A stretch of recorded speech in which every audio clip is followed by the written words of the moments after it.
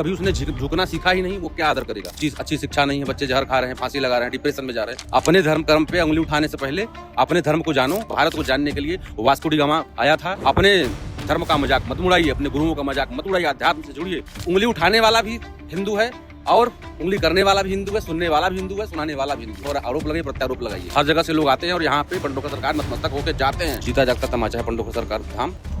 जी जय श्री राम, जय पंडोकर सरकार। जय श्री राम, जय पंडोकर सरकार। जी क्या नाम है आपका? दिवाकर शर्मा। जी कहाँ से आए आप? मैं मिर्जापुर। जी पंडोकर के बारे में कहाँ से पता चला था आपको? मुझे 15 साल पहले से मैं वीडियो देखता था महाराज जी का यूट्यूब से के माध्यम से ही। अच्छा, और आप कब आए थे यहाँ फिर आप?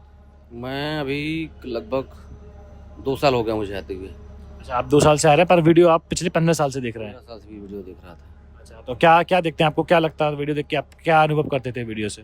वीडियो देखने का मेन उद्देश्य है कि देखिए, जो लोग अपने धार्मिक भावनाओं पे मतलब बिना जाने किसी भी सच्चाई को मतलब कहते हैं कि अध्यात्म कुछ नहीं होता है जी। तो भारत में ये सब अंधविश्वास या पाखंड माना जाता है। जी। यजुर्वेद अपने मतलब चारों वेदों, ठीक है, और जितने भी ऋचाएं हैं पांडुलिपियों, सब पे जो उंगली उठाते हैं उनके मुंह पे ये जीता जागता तमाचा है पंडोकर सरकार धाम।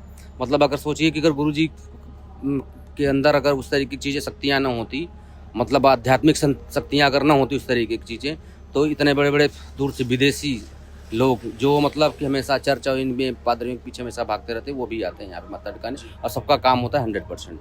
आपकी जो समस्या थी वो आपकी समाधान हुई समस्या? हाँ, हमारा समस्या समाधान यहाँ आने के बाद 100% सब समाधान मिलता है। अच्छा, और हमारी जो यूथ पीढ़ी है, जो आप सोशल मीडिया और इंस्टाग्राम के ज़माने में आप देख रहे हैं कि जैसे हमारा कल्चर से दूर भाग रहे हैं, जी, जी। तो उनके लिए आप क्या संदेश देना चाहेंगे? अगर पंडोकर धाम के बारे में कुछ बताना चाहें तो आप एक कोई संदेश आप बताएं। हाँ, उनके लिए ये संदेश देना चाहेंगे कि सभी माताओं बहनों जो भी हैं उनके ये हम कहना चाहेंगे कि कभी भी अपने धर्म कर्म पे उंगली उठाने से पहले अपने धर्म को जानो, अच्छे गुरुओं के शरण में जाओ और उनसे सीख लो। उसके बाद अगर अपने को कहते हैं ना कि हमारे बच्चे इस समय ले जाके अनाथालय में डाल दिए, अच्छी शिक्षा नहीं है, बच्चे जहर खा रहे हैं, फांसी लगा रहे हैं, डिप्रेशन में जा रहे हैं, वो रीजन यही है। आप किसी को भी जैसे एक विद्यालय में किसी बच्चे को अगर भेजते हैं तो पूरे उसको टीचर के भरोसे छोड़ देते हैं कि पूरा ये अच्छे से शिक्षा देगा और गुरु की बात मानेगा। अब देखिए अब शिक्षा कहाँ पे है, दीक्षा कहाँ पे है। तो ये मेरा माना कि अगर आप एक तरफ सदाचार की भावना के लिए भी बच्चों को प्रेरित करिए। यदि कभी उसने झुकना सीखा ही नहीं, वो क्या आदर करेगा। अपने गुरुओं के सामने नहीं झुका, गुरुओं को थप्पड़ मारते बच्चे आजकल देखिए आए दिन कोचिंग के बाहर, ट्यूशन के बाहर। तो मैं ये कहना चाहूँगा, जीवंत ये उदाहरण है कि आप कभी सदाचारी खुद बनिए, अपने धर्म का मजाक मत उड़ाइए, अपने गुरुओं का मजाक मत उड़ाइए, अध्यात्म से जुड़िए। पहले उसका गहन अध्ययन करिए, उसके बाद उसके बारे में बोलिए, कहिए, किसी के ऊपर टिप्पणी कहिए।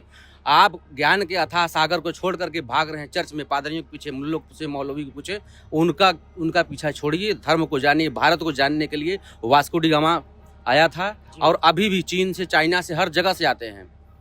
हर जगह से लोग आते हैं और यहाँ पे पंडोकर सरकार नतमस्तक होकर जाते हैं। और वो सोचते हैं, रिसर्च करते हैं कि है कौन सी शक्ति पराशक्ति जो यहाँ से बैठे बैठे पूरे भारतवर्ष में झंडा गाड़ रखा है। हर जगह की हर बात को, हर चीज़ों पे प्रखरता से बोलते हैं और 100% काम सत्य होता है। करोड़पति है, अरबपति है, वो अपने बिजनेस व्यापार को बढ़ाने के लिए आता है। जिसके ऊपर कोई भी पराशक्ति या कोई भी दिक्कतें समस्या होती है, कोई जिंद का हो, जिन्नात का हो, 26 का किसी भी तरीके की समस्या हो, वो समस्याएं दूर होती हैं। हर काम होता है डंके की चोट पे। यहाँ से अगर कोई मजाक उड़ाता है चीज़ें तो उन्हीं का पार, जैसे किसी ने बोला कि गुरुजी हमें बता दीजिए, पढ़ा लिखा नहीं, अनपढ़ नहीं, उसने उनकी सारी बातों जो भी वार्तालाप हुआ, जो गुरुजी ने बताया कि भाई ये मंत्र जपना है, ये आपको करना है, ऐसे नियम करना है, ऐसे धर्म करना है, आप उसको नहीं करोगे तो नहीं होगा। डॉक्टर क्या करता है, दवा देता है, दवा देने के बाद आपको सलाह दे देगा, बोलेगा भाई इस मेडिकल से या यहाँ से दवा ले लो, दवा खाना आपका काम है। उसके बाद आप उसके ऊपर आरोप लगाइए, प्रत्यारोप लगाइए। तो वहाँ कहना यह है कि यहाँ से पंडोकर धाम से आपको दवा मिलती है, उसको खाना, उसका नियम पालन करना, वो आपका काम है। गुरु हमेशा केवल ज्ञान दे सकता है।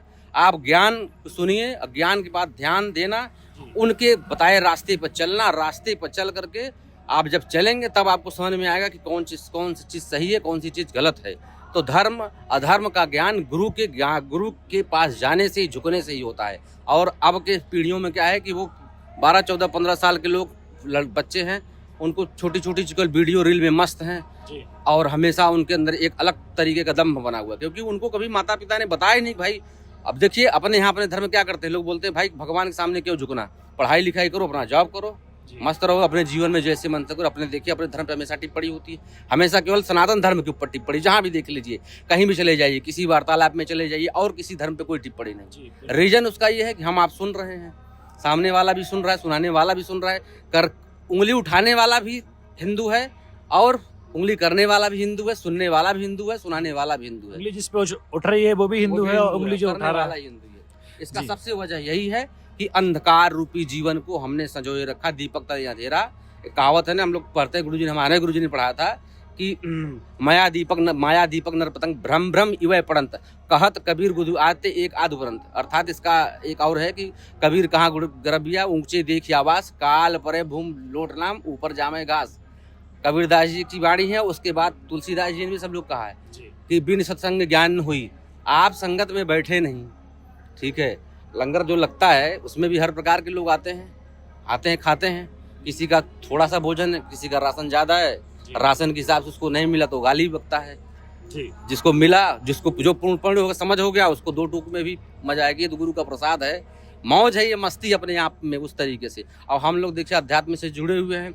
हमारे से मतलब बहुत पहले 1-2 कक्षा के मतलब हम लोग क्लास हुआ तो थोड़ा बहुत करते हैं, उसके लिए भी लोग टीका टिप्पणी करते हैं, सारी चीज़ें होती हैं। लेकिन सदाचार की भावना यदि आप बच्चों में नहीं डालोगे, जैसा बीज बोर है उसी तरीके से वो उग रहा है। आप नहीं डालोगे, वो किसी के सामने नहीं झुकेगा।